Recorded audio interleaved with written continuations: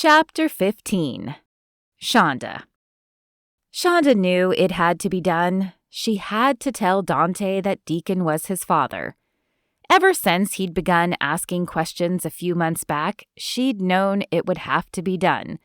Now they were staying at Deacon's house for who knew how long, and it wasn't fair to either of them for her to keep the information from him. But no matter what way she spun it, she knew it would be difficult. How did you tell your son that the father he'd never known was sitting across the table from him? And how did she prepare herself for whatever reaction came her way? "Mom, when can we go get my game?" Dante asked, setting down his burger. "We can't go back for a little while, but Mr. Deacon is going to meet up with someone who will grab it from the house." Dante glanced over at Deacon and smiled. "Cool, thank you." "You're welcome." Shonda knew now was the time. She could see the emotion radiating from Deacon's gaze, though he was probably unaware of it. Dante was also oblivious for now, but it wouldn't be long before he'd start to ask why Deacon looked at him so strangely. "Dante, there's something else about Mr. Deacon you should know." Deacon lifted a brow in question, but she nodded. She would never be fully prepared, but she couldn't put it off any longer. "Is he going to take me to his firehouse?" She should have been prepared for this question. He'd been asking it ever since he'd found out Deacon was a firefighter. "No, maybe, but that's not what I need to tell you." They hadn't discussed Deacon showing Dante his work, though she had no doubt he would do it and enjoy it. She took a deep breath. "Do you remember when you were asking me about your father a few months ago?" Dante shrugged and took another bite of his burger before answering. "Yeah, but you said you didn't know where he was." "Well, that wasn't entirely true. I hadn't spoken to or seen him in years, but I had found him on social media. I wanted to make sure he was stable and in a good place before I introduced you to him." Dante tilted his head, as if trying to puzzle her halting words together. "So, you know where he is now?" Shonda glanced over at Deacon. "I do. Dante, I'm not sure how to tell you this, but Mr. Deacon is your father." Dante blinked at her for a moment before turning to look back at Deacon. "You're my father?" "It would seem so," Deacon said. "But I want you to know that I didn't know about you until the night I met you at your house. If I had, I would have come to you sooner." "How could you not know?" Dante asked. Shonda jumped in as a look of pain crossed Deacon's face. "Deacon and I broke up before I found out I was pregnant. He moved and I lost track of him. And to be honest, I didn't look for him for a long time. That was wrong, and I'm sorry. I should have looked sooner. I should have told you sooner. Both of you." Dante stared at her for a moment before turning back to Deacon. "You're really my dad?" "I am, and I'd really like to be in your life from now on," Deacon said. Slowly, a smile began to spread across Dante's face. "My dad is a fireman? That's so cool. I can't wait to tell my friends." And then, as understanding set in, Dante's face fell. "Wait, when we go back home, you won't go with us, will you?" I don't..." Deacon stumbled over his words and looked to Shonda for help. "Dante, we haven't discussed that yet," Shonda said. "I'm not even sure when we'll get to go home." "So let's just stay," Dante said. "You can get a job here, and I can make new friends. Friends who will never have to know I didn't know who my dad was." Shonda knew Dante didn't really know what he was saying, but the words still cut to her core. She had deprived him of a father for far too long. And why? Oh, she'd told herself it was because she was protecting him. But really, she'd been thinking about herself. She'd been afraid that Deacon would want her to move, or that he'd want to share custody of Dante, and she hadn't wanted that. Now she had a chance to make things right. Yes, it would mean leaving her job, but there wasn't much else keeping them in Baytown. "We'll see," she finally said, but she could tell by the look of excitement on his face that he already considered it a done deal. "This is so cool," Dante said, focusing all his attention on Deacon now. "Can you take me to work and show me the fire trucks? And can you throw a football?" "I promise I will take you to the firehouse. And yes, I can throw a football. I even have one in the garage," Deacon said with a chuckle, and the look of sheer joy on his face warmed Shonda's heart. Yes, she'd been wrong to keep them apart, but maybe it wasn't too late to salvage their relationship. And maybe everything that was going on in her life was God's way of showing her that. "Mom, can we go throw the football now?" Dante asked. "Mr. Deacon says he has one in the garage." "Of course you can," she said, trying to swallow the feelings of jealousy that were squeezing on her heart. When was the last time Dante had looked so excited to spend time with her? But she couldn't think like that. Deacon was his father, and she knew he was thrilled to have a man to do guy stuff with. "I'll clean up here and then come and watch you." "I can help you clean up first," Deacon offered, but Shonda shook her head. "No, you guys have a lot of catching up to do. Go ahead, and I'll be out soon." Deacon lifted a brow and tilted his head. "Are you sure?" "Yes, I'm sure. Go have fun." She didn't have to tell him a third time. "All right then, let's go." Shonda watched them go before gathering the plates and taking them to the sink. She thought about Deacon's reaction with a strange mix of excitement and anxiety. There was no doubt he would be a good father, so attentive and willing to give Dante the time he deserved. But where did she fit in? Could he give her a second chance? Was there a possibility they might become the family she'd always wanted? Or was that hoping too much? The thoughts tumbled around in her head as she finished cleaning up the kitchen. When everything was in its place, she went out into the backyard to watch them play football.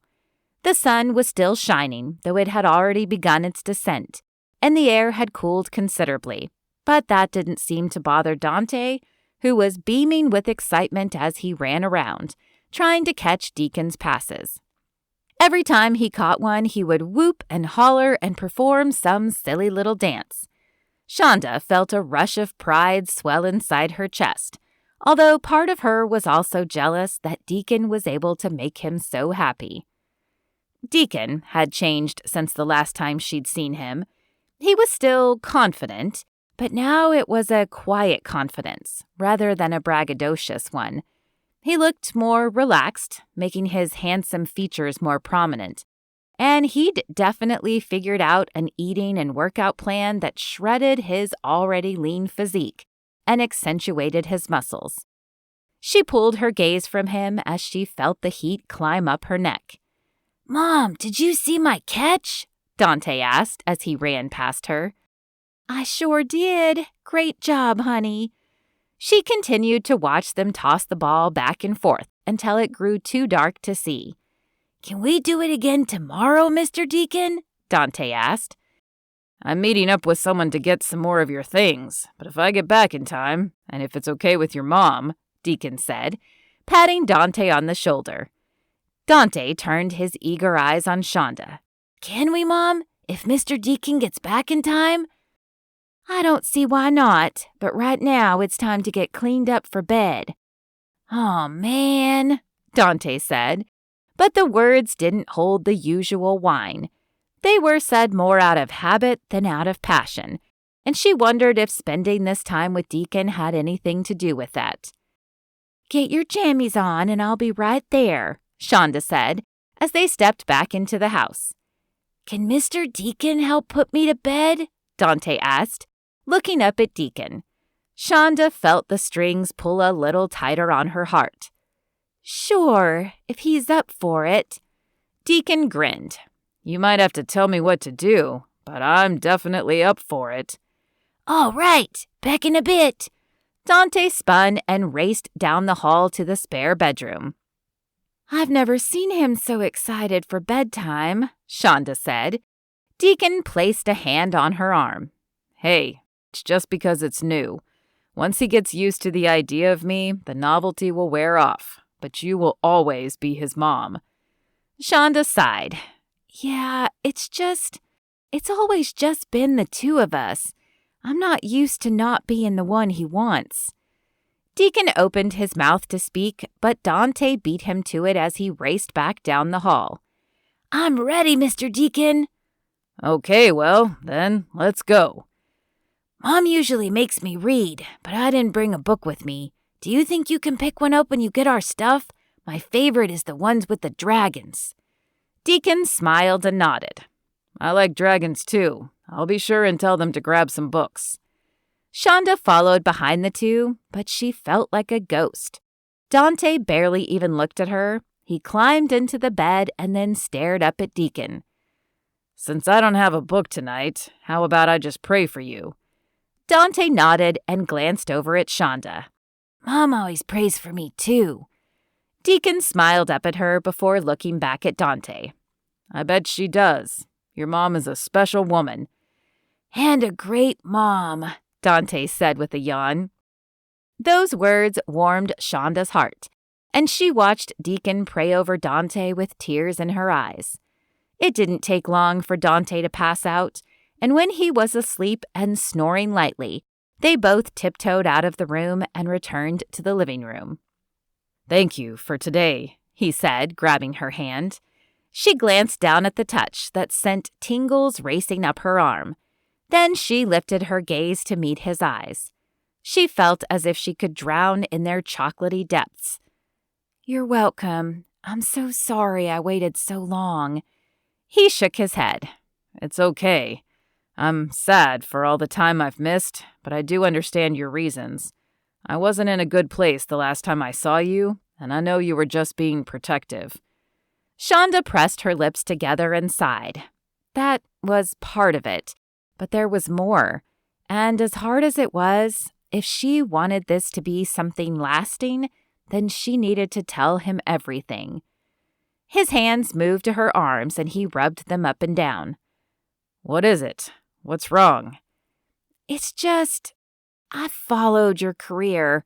I mean, not at first, but when Dante first asked about his father when he was 4, I looked you up. I knew then that you'd changed, that you'd gotten everything together and that you'd be a great father. But I was afraid you'd take him away. It was selfish, and I'm so sorry." Her voice hitched as a tear made its way out of the corner of her eye and down her cheek. She dropped her eyes to the floor in shame. Deacon placed a finger under her chin and lifted her face to meet his. Then he wiped the tear away, leaving a trail of fire on her face. "Hey, it's okay. God has a purpose for everything. And I don't know what his purpose was in this, but I trust that he had reasons. I don't blame you." She stared up at him, humbled by his grace for her. And then, before she could think about what she was doing, she wrapped her arms around his neck and leaned up to kiss him.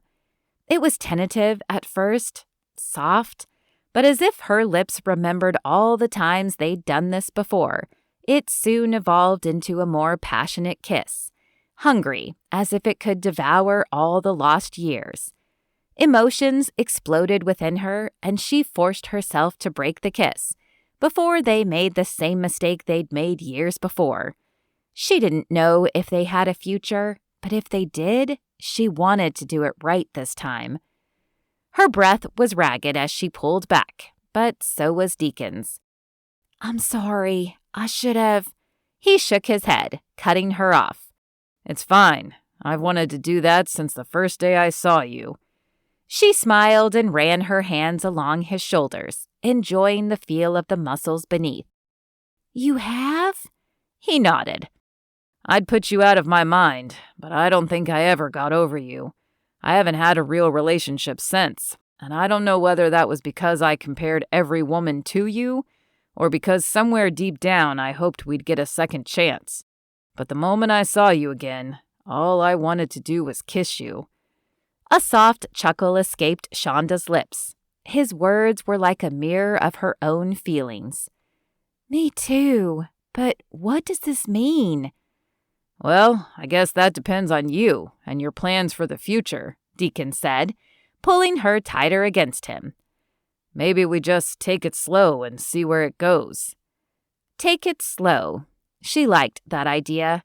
She just had no idea if they'd actually be able to do it.